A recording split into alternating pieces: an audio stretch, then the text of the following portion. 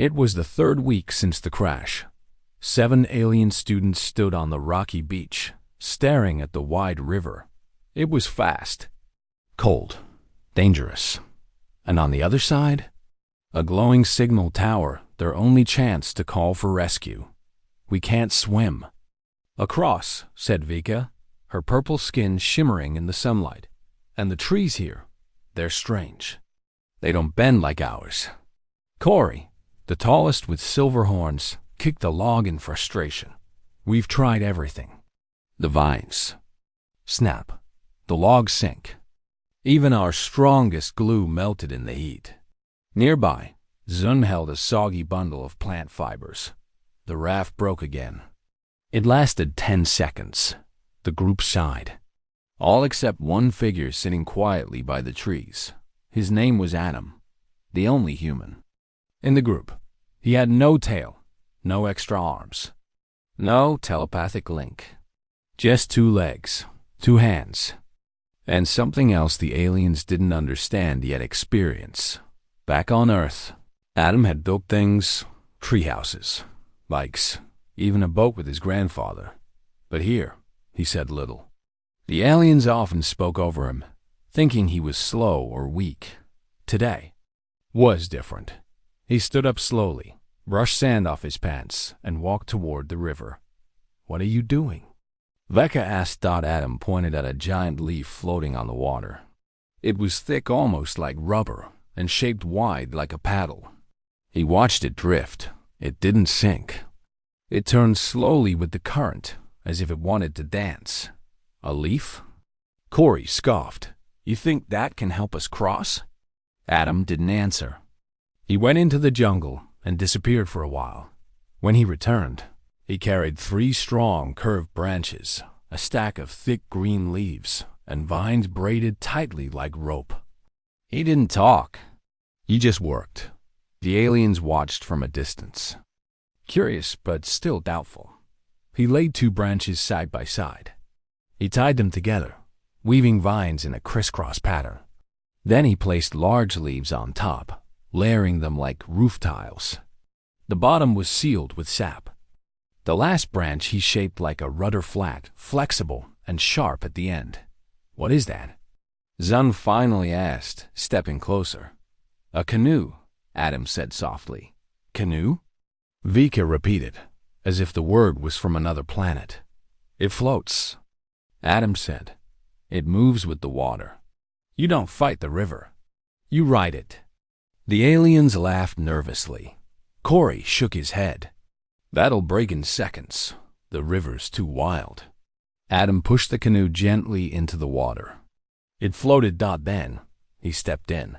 The canoe dipped slightly but held strong, with the leaf rudder in his hand. He guided it, slow and steady, across a small curve near the beach. The aliens stopped talking. Their eyes widened. He was sailing, not fighting the river. Using it. They watched him move in silence for a full minute. The wind caught the curve of a leaf behind him, giving the canoe speed. It was simple, smart, beautiful. When he came back to shore, no one laughed. No one mocked. Vika stepped forward. "Can you show us?" Adam looked at her. She wasn't smiling. She wasn't angry. She was curious. He nodded. That night, the group didn't argue. They sat around Adam, helping him braid vines, pick the best leaves, and cut wood. He taught them how to test for buoyancy, how to tie strong knots, how to balance weight. It was quiet, focused, teamwork. Something shifted in the group. They still had 6 more days before the signal window opened. But now, they had a real chance. Not with alien tools. Not with strange science. But with the hands of a human. And one clever leaf. The morning air was still. The sun hadn't risen fully, but the jungle was already awake with sound buzzing insects, distant animal calls, and the soft rustling of leaves. Adam stood by the riverbank, staring at the canoe. It looked strong. The leaves had dried overnight and held firm. The vines were tight. The sap seals hadn't cracked. But today wasn't just about floating. It was about crossing. Veka stepped beside him, holding a smaller version of the paddle leaf. Are you really going today? Adam nodded. We test it now. We see how far it goes. Behind them, the rest of the group gathered. Corey crossed his arms, still unsure. Zun looked nervous, his thin fingers tapping together. Layla, the quietest of the aliens, kept watching the sky. There's wind today, she said softly. Not strong, but steady. Perfect, Adam said. They pushed the canoe gently into the river. It floated again. Adam stepped in first, then turned and looked at Vika. You coming? She hesitated, then nodded. She sat behind him, holding the leaf paddle like a spear. The others held their breath. The river grabbed the canoe quickly, pulling it forward. But Adam wasn't afraid. He placed the leaf rudder into the water and angled it slightly. The canoe turned smooth and controlled. Veka gasped. It's working. Adam didn't speak. He was focused. The current pulled them faster now, but the canoe stayed balanced. Each wave it hit, it bounced, but didn't tip. Veka used her paddle on the left side, then the right, following Adam's. Hand signals. Behind them, the alien students ran along the beach, cheering, shouting in disbelief. They're going far. Zun yelled. They passed the deep bend. Corey's eyes narrowed. They'll hit the split soon. The split was dangerous. The river divided around a sharp rock. One side was calm, the other wild. Adam saw it coming. He adjusted the rudder, just a little. Veka copied his motion with the paddle. The canoe leaned left, caught the calmer side, and passed the split safely. The aliens back on the beach went silent, stunned. They had done it. 5 minutes later, Adam and Vika returned, using the calmer side of the river loop to glide back to shore. The canoe scraped softly on the sand. Adam stepped out first.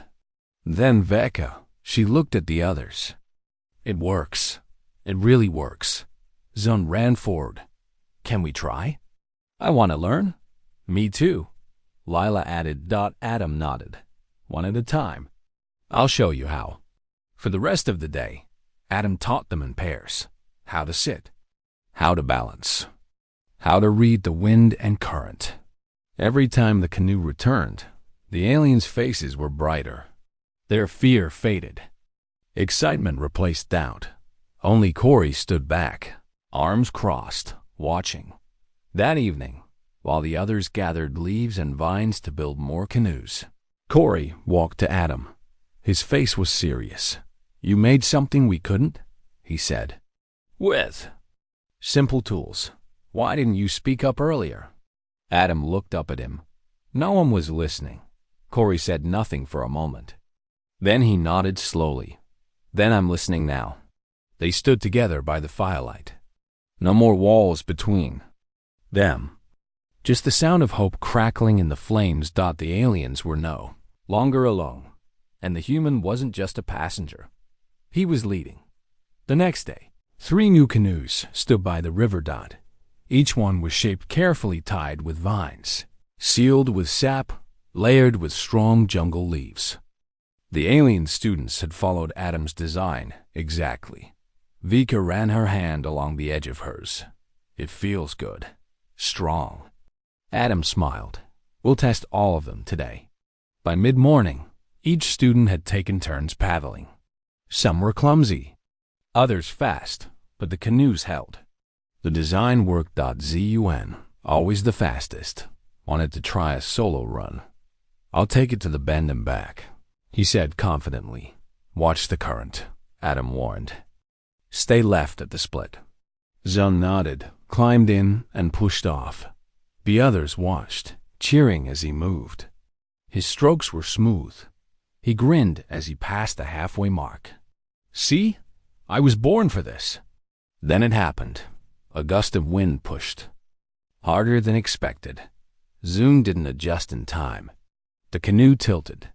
The front swung too far right. He hit the wild side of the split. The current yanked the canoe like a toy. Zun. Lila screamed. The canoe spun. It slammed into a rock, cracked at the edge and flipped. Zun hit the water, arms flailing. Adam didn't wait. He grabbed the rope and leapt into his canoe. "Stay here," he shouted. He paddled hard, slicing through the current. The others stood frozen on the shore. Vika grabbed another rope and ran along the edge. "He's sinking." Adam reached the broken canoe. Zun's arm was just above the surface. Adam pulled him up by the shoulder. "I got you," he yelled. Zun coughed, water pouring from his mouth. He held on to the canoe. Shaking, Adam tied the rope around Zun's waist and paddled toward the calm. Bend. Vika was already waiting with the other end of the rope. She pulled. Together, they got him to shore. Zun lay in the sand, breathing hard. I'm sorry. I didn't listen." "It's not your fault," Adam said gently. The river changed. "You weren't ready for the wild side." Corey stepped forward. "We need better balance and stronger ties." "No," Adam said. "We need rules." Everyone looked at him. Adam stood. His voice was calm but firm. "From now on, no one sails alone. You wear a vine belt. We tie ropes to every canoe. And if the wind is too strong, we wait. No risks." No one argued. They saw the fear in Zun's eyes. They felt it too. That night, the group sat around the fire in silence. No jokes, no laughter. Just quiet thinking. Zun broke the silence. "He saved my life." "A human saved me," Lila nodded. "He knew what to do fast," Vika added. "He didn't panic. He led." Even Corey, always proud, looked at Adam. "We owe you." Adam looked into the fire. "No, we worked together. We survived together." The group sat closer that night. For the first time, they felt like a team, not just a mix of aliens and one human, but one crew, one mission. Dark clouds rolled in by noon. It started as a warm wind. Then came the smell, wet, earthy, sharp. The jungle went quiet. Birds disappeared. The river rippled strangely. Adam looked up. "Storm's coming." Vika's eyes narrowed. "How bad?" "Bad enough," he said. "We stop everything, now." The alien students didn't argue. They grabbed the canoes and pulled them high onto dry ground. Lila and Zun collected food and covered it with leaves. Corey secured the tools under a rock. Shelf. Thunder rumbled across the sky. "We should move into the trees," Lila said. "We'll be safer." But Adam shook his head. "No tall trees. They'll snap or fall. We find a low spot. Clear and strong." They followed him to a sunken area behind thick rocks. The ground was firm. Sheltered. Adam showed them how to build a rain shield using branches and leaves. Leaning it against the rocks, they worked fast. Hands moved without needing orders. Everyone knew what to do now. The first raindrops hit like soft pebbles. Then it poured. The wind screamed through the trees. Leaves flew. The river grew louder, rougher, like it was angry. Under the shelter, the group huddled together, wet but safe. Lightning flashed. Zun shivered. "What if the canoes blow away?" "They won't," Vika said. "We tied them down." "Still," Lila whispered, "what if everything breaks?" Adam leaned forward. "Then we build again. Smarter. Stronger." Corey looked at him. "How do you stay calm?" "Even now?" Adam smiled slightly. "I've seen storms worse than this. On Earth, we learn by facing them." The storm didn't stop for hours. The river swelled. Trees bent. One old log cracked and floated away like a feather. When it finally ended, the world was silent again. The air smelled like fresh leaves and mud. The river was higher. Faster. The group stepped out slowly, checking everything. One canoe was half buried in wet sand, but safe. The others were still tied. Nothing lost. Corey let out a deep breath. "We made it." Adam checked the vines. Some were loose. We fix these tomorrow. All of them. No shortcuts. That night, the group built a new fire with dry bark stored in a cave. They sat in a circle, steam rising from their clothes. You knew what to do at every step, Becca said. Not everything, Adam replied. Just enough to keep going. Lila looked at him. We're not used to this. On our world, storms are rare. Things are controlled. Adam poked the fire. On Earth, we expect trouble. So we prepare. Zun leaned forward. Do all humans think like you? Adam chuckled. No, some give up fast. Some panic. Some fight each other. But the good ones? They plan. They survive. They help. Silence settled in Dot. Then Corey nodded. You're not just part of the team anymore, Vika smiled. You're leading it. Adam didn't answer. He just looked at the flames, then at the rising moon. Tomorrow, they would try the long crossing. But tonight, they had won. Not just against the storm, but against fear itself. The sun rose on a quiet river. Mist hung over the surface, glowing like silver fog. The storm had passed, but its mark remained. The water was higher, rougher, and faster. Today was the day. The day they would try the full crossing. 7 canoes. 7 pairs. One goal. Reach the other side and activate the signal tower before it moved out of alignment. Adam stood near the edge, checking ropes. No mistakes. We move as one. If one canoe flips, we help. No heroes. No solo acts. Vika nodded. We've trained for this. Zun held his paddle tight. Let's finish what we started. The group tied themselves to their canoes with vine belts. Each canoe also had a rope connected to the next one, forming a chain. Adam would go in the front, Corey in the back.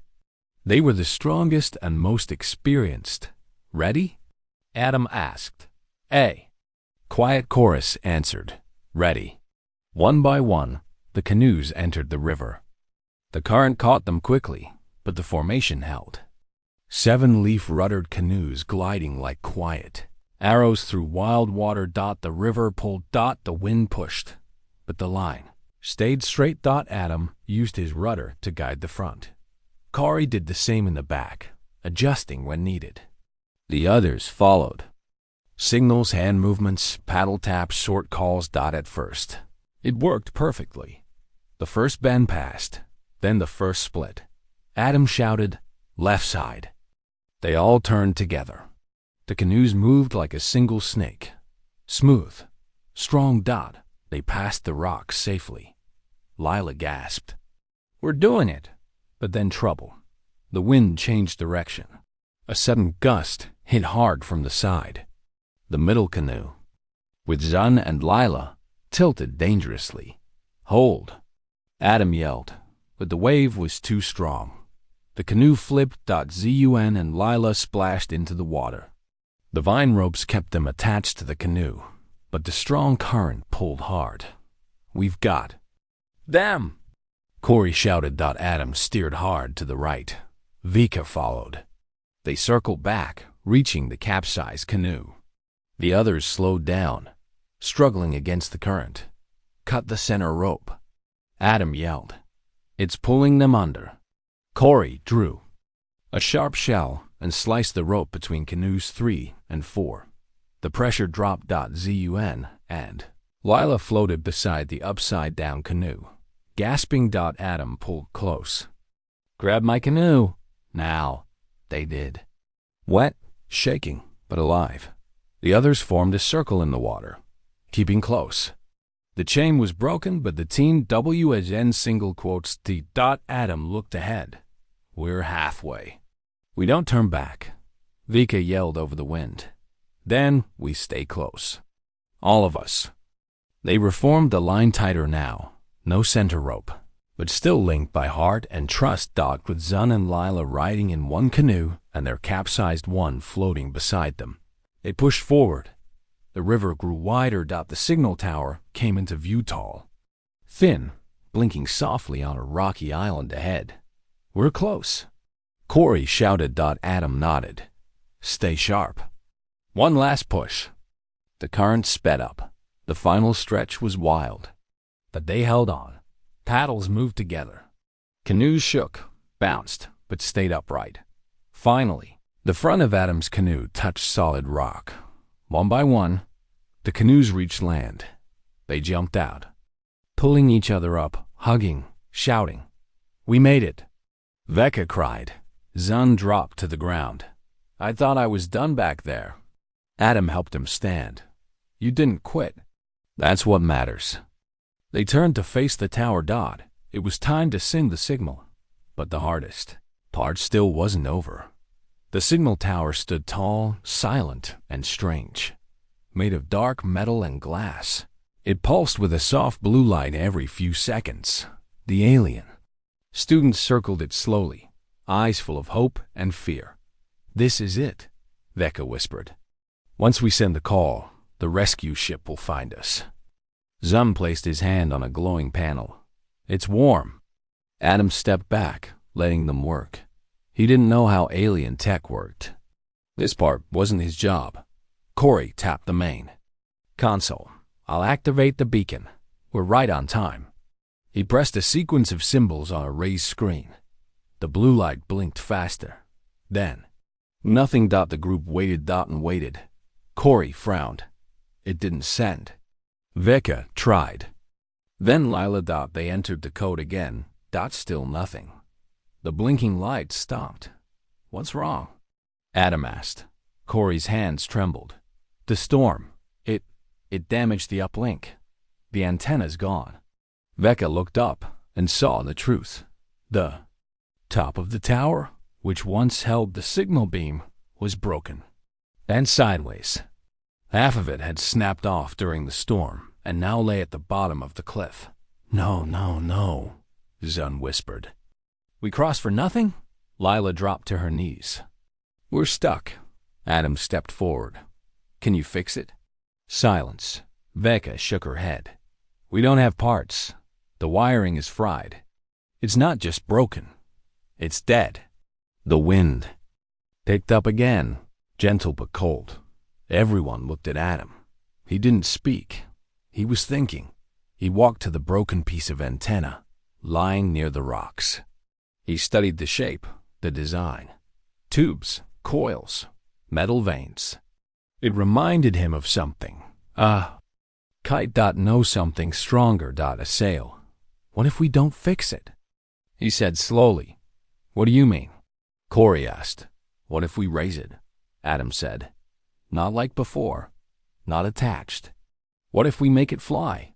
"You want to lift a broken antenna into the air?" Zun asked, confused. Adam pointed to the metal rods. "They're light and hollow. If we use the wind, maybe we can send a pulse high enough to reach orbit." Vika's eyes widened. "You want to build a signal kite?" "No," Adam said. "A signal mast. Like a sailboat, but in the air." They stared at him. Then slowly, Lila stood.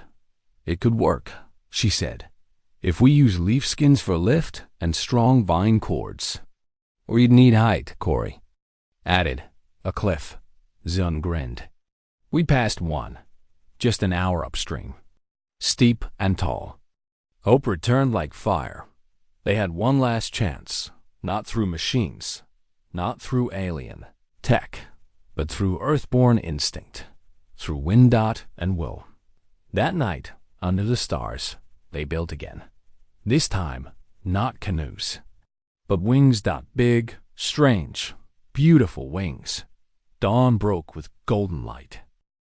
The team stood on the edge of a tall cliff, looking down at the wild river far below. Wind rushed past them, strong, steady, perfect. In the center of the cliff stood their creation, a tall, strange tower made of vine ropes. Thick branches and wide jungle leaves stretched tight like sails. The broken signal antenna was tied firmly to the top. Its wires fused to a power cell Veka had managed to save. Adam tightened the knots on the base. "This is it. One strong lift, One clean signal. Corey tested the structure's balance. The wind will carry it, but only for a few minutes. Lila checked the charge on the beacon's light. We only get one burst. Zun placed his hand on the pole. Please, let it be enough. Adam stepped back. He looked at each of them, tired. Muddy, bruised, but stronger than ever. On my signal, he said. 3, 2, 1. Release. They all pushed together. The signal mast leaned forward, then caught the wind. It lifted fast. The leaves snapped as air rushed under them. The mast rose like a flag pulled by the sky. The antenna spun slowly, then pointed straight upward. Beacon blinked. Once. Twice. Then bright blue flash. A pulse. Upward. Straight into the morning sky. The team cheered. They jumped and hugged, shouting, crying, falling to their knees with relief. It worked, Zun shouted. It really worked. Adam watched the mast drift higher, then slowly tilt as the vines stretched. It wouldn't stay up long, but long enough. The light faded. The mast crashed into the trees below. But they didn't care. The signal was out. Now. They waited. Hours passed. They stayed near the cliff, eyes always on the sky. Midday came. Then afternoon. No ships. No sound. Just wind and trees. Doubt crept in. What if it wasn't strong enough? Vecca asked quietly. Adam didn't answer. Then, a low hum. Distant. Getting closer. Lila looked up. What is that? A flash of light. Then another. A smooth silver rescue ship broke through the clouds, quiet, graceful, beautiful. It hovered above the cliff, and a voice came from above. Signal. Received. Hold position. Extraction begins. The students cheered louder than ever before. Tears ran down Zun's face. Corey dropped to the ground and laughed. Vecca just smiled. Full of joy. Adam stood still. Watching. Silent. As the ship landed. A rescue. Officer stepped out. She looked at the group. We expected a group of elite alien students. We didn't expect to see a human leading them, Corey pointed. That's Adam. He built the canoes. He saved us in the river. He helped us through the storm. He made the signal fly, Lila added. The officer looked at Adam. Adam gave a small smile. I just used what I had. The officer nodded. Well, what you had was enough. As they boarded the ship, the group took one last look at the jungle, the river, the cliffs. They had arrived scared and broken. They left stronger. Together. And all because one quiet human knew how to build, knew how to lead. And never gave up.